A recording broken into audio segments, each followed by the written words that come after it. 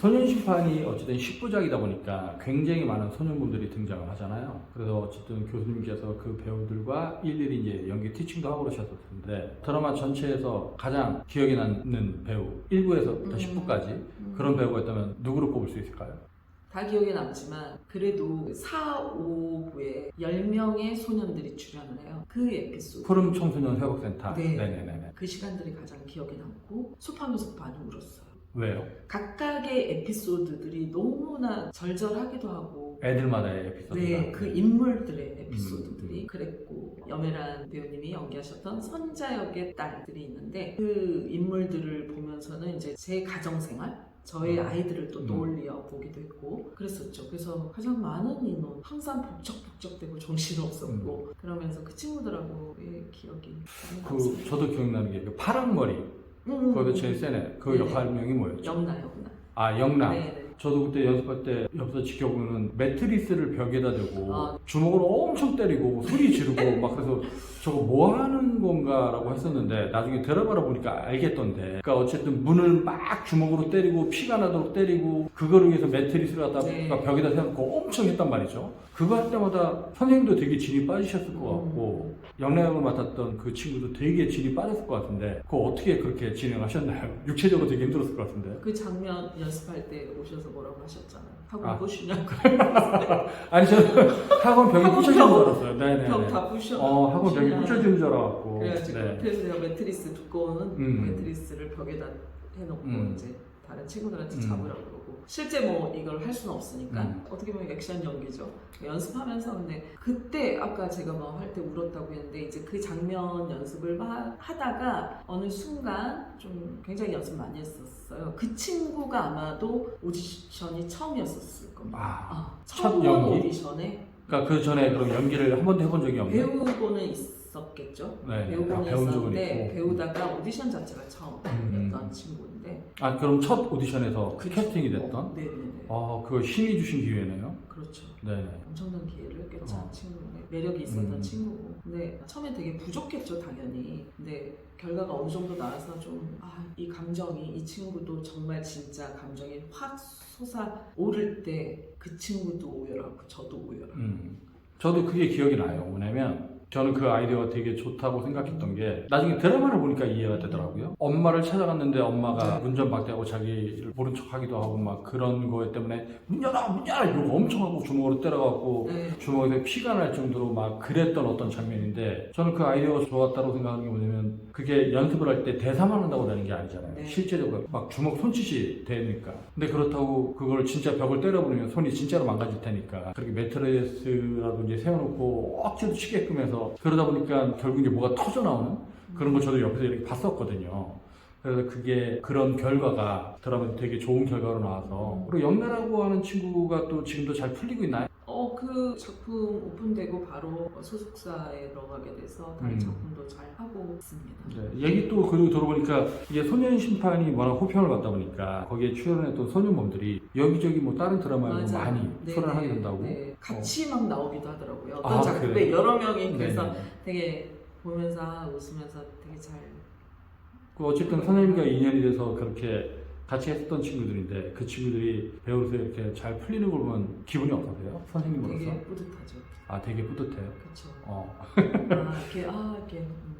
근데 그거를 만드는 과정 중에는 진짜 애증이 있었을 거 아니에요? 애정도 큰데 증오도 크고 미움도 크고 아쉬움도 크고. 미움이라기보다 이게 답답한 부분들이 좀 있었고. 그래서 그 시간 동안 친구들에게 제가 이 장면, 인물에 대한 연기 수업뿐만이 아니라 정말 배우란 어떤 존재여야 된다, 어떤 태도를 가지고 임해야 된다, 어쨌든 다른 누군가한테 갈 수 있었던 기회를 내가 받았다면 그걸 굉장히 감사하게 생각하고, 아까 뭐 말씀하셨지만 신이 주신 기회라고 생각을 하고 이것에 대해서 어떤 책임감을 가지고 해야 된다부터 어떤 에티켓, 이게 혼자만의 예술이 아니잖아요. 혼자 뭐 그림을 그려서 전시한다거나 이런 것이 아니기 때문에 이게 그룹 공동체 예술이기 때문에 여기에 대한 어떤 매너들, 뭐 이런 것들에 대한 교육, 저는 교육인데 친구들은 잔소리로 들었을 수 있었겠지만 그런 시간들도 되게 많았었어요. 보셨잖아요. 네네. 몇 시간씩 떠들어대고 얼굴 붉히고. 그래서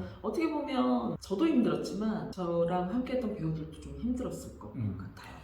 맞아요. 기억이 나네. 푸른 청소년 회복센터 할 때 한 10명 가까이 되는 친구들을 데리고 하는데 이게 그 에피소드에서 어떤 에피소드는 1명, 2명 이렇게 나오는데 거의 10명이 나오니까 다 모이기도 힘들고 그리고 각자의 성향도 너무 다르고 그리고 이제 연기를 시작하게 된 시기도 다 다르고 연령도 다르고 맞아요. 그래서 연기쌤이 너무 힘들어하길래 저도 가서 한 1시간 정도 맞아요. 애들한테 너희들이 이렇게 넷플릭스 드라마 특히나 홍종천 감독님의 드라마에 이렇게 출연하게 된 거는 진짜 신이 주신 기회인데 너희들 왜 이걸 날리려고 하느냐 뭐 이런 얘기를 했던 기억이 나네요. 저도 이제 한 3, 4년 되다 보니까 아리까리 했었는데 근데 어쨌든 그 친구들이 되게 모두 잘 풀리고 있어서 기분이 좋고요. 근데 연극에선 가끔 연기 지도 뭐 이런 스텝진들이 있긴 한데 이게 방송 드라마 그러니까 특히 넷플릭스 드라마에서 이런 식의 뭐 연기 지도, 연기 연출 이런 개념이 다른 드라마에도 이런 스텝들이 구성되는 경우가 종종 있나요?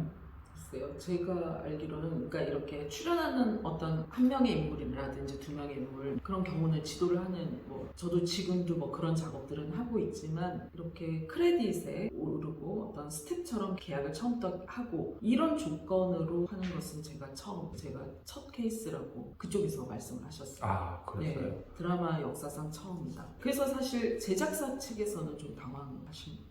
그쵸. 이게 예기치 못했던 네네. 소요 한 비용이 명의 이제 스텝이 지출되니까. 또 근데 나중에 제가 이제 들은 바로는 사실 유영경 선생님이 여기에 참여하심으로써 어떻게 생각하면 저 비용? 시간 고효율. 네. 그러니까 굉장히 효율적이었다. 왜냐면 소녀몬도 신인 데리고 촬영 연경쌤하고 하원하니까 미리 좀 준비가 되니까 그게 비용적으로 절감되는 효과가 있지 않았을까. 이제 그런 생각이 드는데 다른 드라마 제작진들은 아직 거기까지 생각이 안 가겠죠. 그래서 뭐 홍정찬 감독님이 그 다음 하셨던 작품도 같이 했었죠. 링크라는 드라마. TVN 드라마 링크. 네네. 거기서 이제 아역 5인방 네네. 5인방 5명이었나요? 5명이었습니다. 누구누구죠? 하은이, 김하원, 세빈이, 안세빈, 기은유, 이설아 그리고 조이현. 아, 5명이네요. 네, 네네. 5명. 아, 저도 이게 오래되다 보니까 기억이 안 났었는데 그러면 이 소년심판이라고 하는 프로덕션을 놓고 홍중찬 감독님께서 대단한 결단을 내리신 건데 매우 앞서 나가신 분이시라고 네. 생각합니다. 근데 사실은 그게 감독님 입장에서도 되게 부담이 되고 왜냐면 제작진들한테 설득하고 그러셔야 네. 됐을 테니까 근데 어려운 결단을 내리셨고 이제 결과는 좋았으니까 이제 좋은데 선생님 개인적인 입장에서 이 드라마라는 장르 안에서 이 연기 지도라는 역할이 꼭 필요하다고 생각하시는지 예를 들어서 기존 배우들 뭐 굉장히 연기를 잘하는 배우들의 연기 지도가 필요 없죠. 근데 이제 신인들, 아역들 이런 친구들을 뭔가 이렇게 케어할 수 있는 연기 지도, 연기 연출이라고 하는 스텝 분야가 필요하다고 생각하시는지 그런 걸 좀 여쭤보고 싶네요. 그 드라마나 영화 쪽에서도 제가 미국이나 영국 이쪽에서는 있다고 알고 있어요. 그러니까 우리나라에 지금 제가 시작을 했지만 자연스러운 포지션은 아닌 걸로 지금까지 인식이 되고 있는 거고 충분히 필요하다고 생각을 합니다. 그리고 정경 쌤께서 아까 감독님께서 자기가 굉장히 여러 작품들을 연출을 해왔지만 소년심판이라는 드라마만은 뭔가 시대적인 소명의식을 갖고 우리 자라나는 아이들한테 좀 의미 있는 드라마를 만들고 싶다 이런 거를 영경 쌤한테 설득하기도 하셨는데 영경 쌤께서 판단하고 계시는 소년심판이라는 드라마가 가진 이 시대의 의미 그게 어떤 게 있다고 생각하시나요? 제가 처음에는 뭐 1, 2, 3부 이렇게 대본을 받아서 이렇게 쭉 읽었었는데 이거는 정말 지금 시대를 살고 있는 어른들이 봐야 되는 드라마다. 많은 어른들이 제발 많이 봐줬으면 좋겠다. 그래서 개인적으로 제가 아는 네. 지인들에게도 막 널리 제가 홍보도 하고 막 했었어요. 네. 분명히 어른들이 봐야 된다. 그냥 만약 이거는 범죄 드라마가 아니다. 제가 소년원에서 연극 교육 활동도 하고 있는데 제가 굉장히 수업이 빡빡함에도 불구하고 지금 4년? 이제 5년 차 들어가는데요. 그 일이 항상 그 일주일 중에 하루는 무조건 비워둬요. 그 스케줄을 위해서, 소년원 스케줄을 위해서. 제가 어떤 재능이라면 재능, 제가 할 수 있는 것들을 그 친구들하고 같이 공유하면서 정말 요만큼이라도 변화가 있길 바라는 마음인 거고 소년심판도 그런 것이라고 봐요. 이거는 사실 이 아이들의 문제뿐만이 아니라 그 주변을 둘러싼 어른들의 변화? 그렇죠. 이게 어떻게 보면 소년심판이라고 하는 게 소년범들의 문제지만 아이들은 맞습니다. 부모님의 뒷꼭지를 보고 자란다는 말이 있듯이 사실은 아이들이 삐뚤어지거나 아니면 비행소년이 되는 데에는 그런 환경적인 요인도 있을 테니까 저도 이제 주변에서 모니터를 해보면 젊은이들도 이 드라마를 재밌게 본 친구들도 많지만 어른들이 보면 소년심판 보고 눈물 흘리는 분들이 많다고 하더라고요. 그러니까 뭐 입장 바꿔놓고 생각해서 아, 내 아이가 저렇게 되면 어떻게 해? 아, 내가 만약에 저런 상황이 되면 어떻게 뭐 이런 역지사지 그런 것들 때문에 그런 감동을 줬었던 적이 많이 있는 것 같은데 또 개인적으로 궁금한 건 그 소년 심판을 집필하신 김민석 작가님 있으시잖아요. 네. 근데 이게 드라마로 집필한 게 처음이셨다고? 이렇게 장편? 네. 몇 부작으로 네, 10부작 해서, 드라마로. 네, 그거는 처음이라고 저도 알고 근데 이걸 쓰시고 백상예술대상을 받으셨단 말이에요. 그 소식을 들으셨을 때 기분이 어떠셨어요? 저는 당연히 받아야 된다고 생각을 하고 있었고 그런데 정말 받으니까 너무 좋았어요. 진짜 좋았어요. 네네. 네, 되게 감사했고 네. 그 백상에서 알아주는 것을 감사했고 그러니까 저는 대본을 보고 나서 작가님 얘기를 들었을 때 깜짝 놀랐어요. 왜냐하면 나이가 있으신 분인 줄 알았어요. 작가님 나이가 어떻게 되시죠? 되게 젊으세요. 몇 살쯤? 지금 아직 30대 중반이 안 되셨으려나? 초반. 제가 뵀을 때는 거의 초반이었어요. 30대 초반.